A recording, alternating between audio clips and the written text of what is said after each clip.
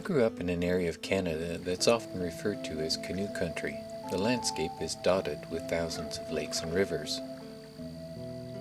For thousands of years, the natives who inhabited this region mostly traveled in summer by paddling canoes fashioned from birch bark skins and cedar hulls. There are many summer camps in my Canoe Country, and the original guides in these camps were local natives who passed on their skills to successive generations of campers. This video will demonstrate some of those skills. When you first start to paddle a canoe, the natural tendency is to keep your hands far apart on the shaft. That feels like you have more leverage, but that restricts your reach. There are a lot of situations where less effort is needed to get the canoe to do exactly what you want by simply moving the bottom hand farther up the shaft. That extends your reach in the canoe, letting you get a lot more leverage on the craft. This can be extremely useful in situations like turning a canoe into a headwind.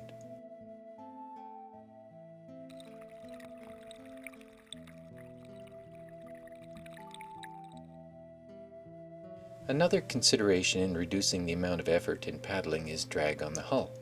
When the canoe is sitting upright and the goal is to turn it, the canoe needs to move a lot of water. Even though the reach is extended by raising the bottom hand up the shaft, it still takes a fair bit of effort to spin the canoe through a full circle. Heeling the canoe by sliding over to the side reduces bottom drag by a lot. The canoe shape is more rounded this way, and the ends come out of the water a bit, making for a shorter canoe. A full circle spin requires much less effort.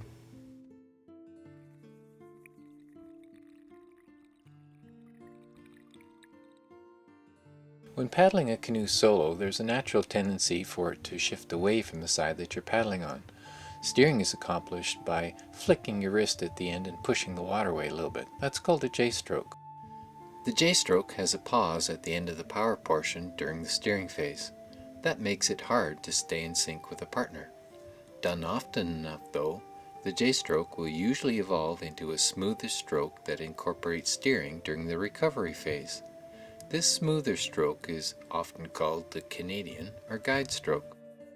It happens when the leading edge of the paddle, that's the edge of the blade facing the front of the canoe, is turned down more aggressively just before the end of the power portion, and steering takes place as the paddle is recovered underwater in advance of the next power stroke.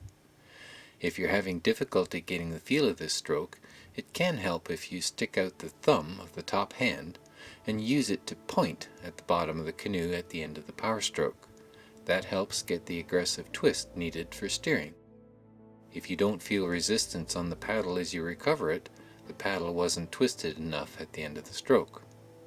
Because you steer as you recover the paddle for the next power stroke, the guide stroke or Canadian stroke helps you keep pace no matter how fast your partner paddles, and it requires less effort to keep the canoe going in the direction you want. Another very useful stroke that keeps the canoe in constant control is called the Indian or box stroke.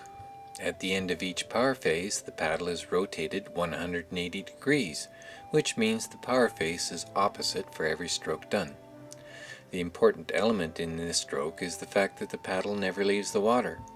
That means both that it's a very quiet stroke and the paddler can perform adjustments during the entire stroke. The key to mastering this stroke is to loosen the grip alternately on the top and bottom hands. As the paddle reaches the end of the power portion, the top hand loosens the grip, allowing the paddle to be rotated by the bottom hand. As the paddle is recovered underwater, the lower hand grip is loosened before the paddle reaches the end of the recovery phase. Exactly when all that happens is somewhat dependent on what corrections need to be done.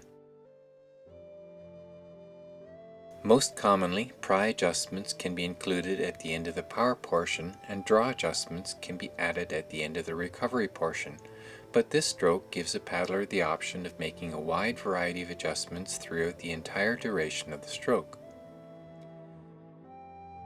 The name for this stroke comes from aboriginal paddlers who relied on the quietness that resulted from the lack of above-water recovery to approach game animals for hunting.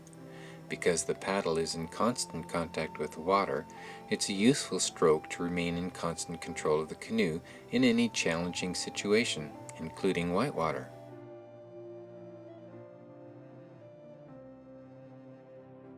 A good paddler is in complete and constant control of their craft, no matter what the circumstances are.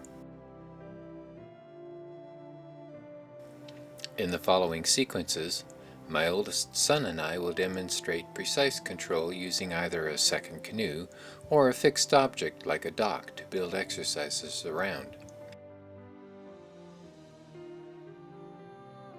You can get a sense of canoe control in open water, but when you challenge yourself against other objects, it quickly becomes apparent if you've mastered the skills or not. Subtle pitch control of the paddle blade is what's required to maintain the constant control necessary for these exercises. Unfortunately, most of that happens underwater, and it isn't obvious to an observer watching from the shore.